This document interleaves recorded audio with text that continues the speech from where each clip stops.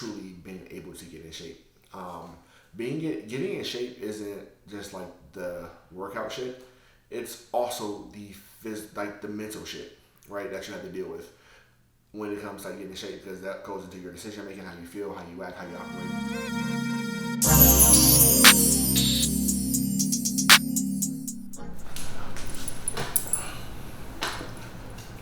All right, y'all. What's good? What's good? Welcome to the channel. Thanks for always tuning in. Rocking. We got another posted in a minute on the actual channel, but you know what? Life happens. Things go on, and we can't hear rocking. So, yeah, my name is Chris Radney. If you are new to the channel, like, subscribe, share, all that stuff. I don't necessarily talk about like a lot of my stuff from like my childhood, my growth, and like how I actually got to this point, which is kind of why I decided I wanted to drop this one, right? So.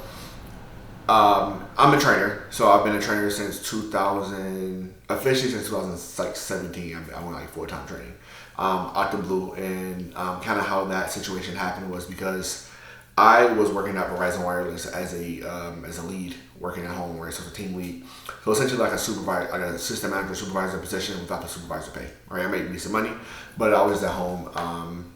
Not really super excited or happy about things. I was just like kind of going through the motions because they was paying me, and I got to work at home. But in that process, I was already like out of shape ish. I was still playing ball, but I wasn't necessarily fulfilled. So I was definitely in that space of like what I need to figure out, what I need to do, and kind of where I need to be at. And that was kind of how the whole fitness thing came about, because I was playing ball, trying to get overseas, because that's what I wanted. I wanted to go back to football. But I was also working at home, having bad eating habits, and like not taking care of my body. So that ended up getting cut short. I wouldn't say it cut short. I stopped when I was 28, 29. So it came in my career was like, this shit is not gonna work. So I did my last tryout. Didn't get signed. It is what it is. So I kind of left it at that. But in that process, I was already looking to start making changes. So like a few months prior to that, I had already started really like honing in on my trainer. Actually, I started with my trainer like 2 years ago, but my trainer was great. My athletic performance, great. Nutrition, not so great, right? We all have bad eating habits. But it was an eye-opening situation for me where I got an opportunity to really not only like shed some light on what it's like to like be an athlete going through the process, but also shed some weight. Not only just like the actual physical weight, but the mental weight that came along with it, because there are certain things that kind of happen in the process of being an athlete and going through these tryouts and like trying to make squads and other stuff that people don't talk about.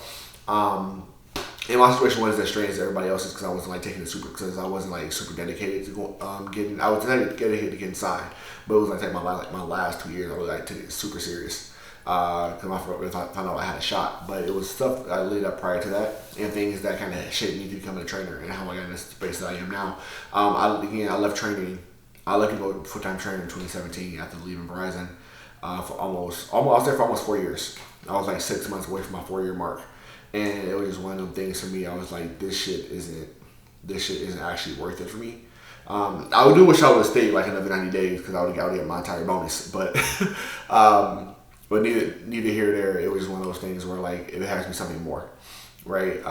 And so like one of the things as a trainer that I hear a lot with my clients and that I see is that there's a disconnect between the physical part of training and then there's the mental part of training, right? And a lot of people don't even look at the mental part of actually what comes along with doing fitness and how you actually operate in that space of doing fitness, and like what that seems to look like for a lot of people, because people can show up to workouts, they can give their all for 45 minutes, but mentally, they're not there training, right? I know some people say, oh, it's like, I just gotta show up, and like, I don't have to think about it. But you kind of do, because you have to be mindful of your reps and your workouts. And a lot of it, I've realized, is some people's thought process around them actually truly being able to get in shape. Getting in shape isn't just like the workout shit. It's also the mental shit, right? That you have to deal with when it comes to like, getting in shape, because that goes into your decision making, how you feel, how you act, how you operate. Are those things aligned with who you want to be physically in that realm? And a lot of it goes back to, for me anyway, and I have it with my clients. A lot of stuff actually goes back to how you grew up and how you actually view fitness and importance of that, right? So I can tell you right now that the only person I outside like athletes that I knew who was in shape as an adult was my uncle. So I think my uncle's in his 60s now, but like essentially work out. My man is like D's. Right, so even like then, like him telling me like, "Oh, go work out," my nigga, you're not really helping the situation, but you're telling me to go work out versus showing me, right? But that was they teach how they know, right? So it's one of the things where he was like, "Oh, do this, do this, do this."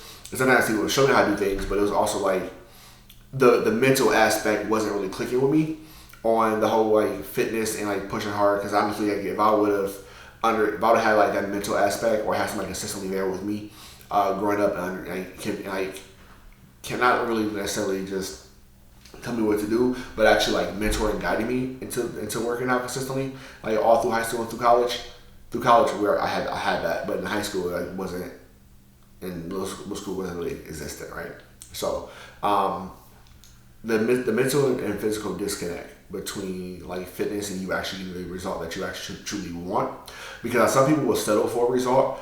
And then some people will actually go for the result that they actually really do want to get to. So I talk about this because if you follow the journey, you know, I can get abs, right? I can get abs. I got abs the first time, I think 29, the first time I had abs.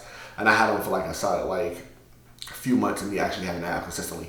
Like at one point I was like 220, 217, 220 range, like completely abbed out. And then I like fluctuate up and down, it'll come back, it'll go away. But it was like 6 months, like I can for sure have abs. And at one point, I cut weight again, I gained weight and had abs again. So it was really the process of understanding like what I really wanted to do and me physically doing the work and making that a priority, right? So I kind of started understanding this part. If you grow up with a limited belief that you can't ever get in shape, I promise you will never get in shape. And it sounds like something that sounds super simple, but for a lot of people it's not. So I can tell you from my personal experience, as a kid, I played football. I played football, like actually organized football, I was like 12 years old, right? So I made my first team when I was 12 for organized football. So I played football, basketball, ran track, played baseball, right? So like I did the sports, right? But one of the things was the lack of coaching and the lack of understanding for a lot of people and a lot of coaches who were like, they were kind of just there. A lot of them, like, they played sports, but they didn't play at a high level. But they weren't really like super good coaches. They just knew how like tell people what to do in that particular position. So one of the things that happened to me was I always been a bigger kid. So because I was a bigger kid, naturally go, oh, you're going to play offensive line or you're going to play defensive line. And not caring about my actual athletic ability or actually where I want to play it is what my size was, and that's what I want to play. So what happens in that situation is that now instantly I identify as an offensive defensive lineman. I'm big, I'm sloppy. In this and out, I had to be these things, but this is how you identify offensive linemen a lot of times, especially at a young age. They're big and they're sloppy and they're slow. They can block, but they don't really they're not really in shape. So I spent most of my childhood trying to be an offensive defensive lineman. So let me not be like too small because I can't play defensive lineman if I'm too small, or let me gain weight, or let me eat more, or let me like do this kind of stuff or lift these kind of weights. And in reality, no one ever calculates or takes into consideration the fact that you hit a growth spurt, your body will change, your hormones will adjust as you get older based on like your testosterone levels, all those things. So all those things will continue to adjust. So what happened to me at 13 when I'm 168 pounds and I'm like 5'10" is that same 168 pound, 5'10" kid turns into a 6'1", 195 pound 14-year-old.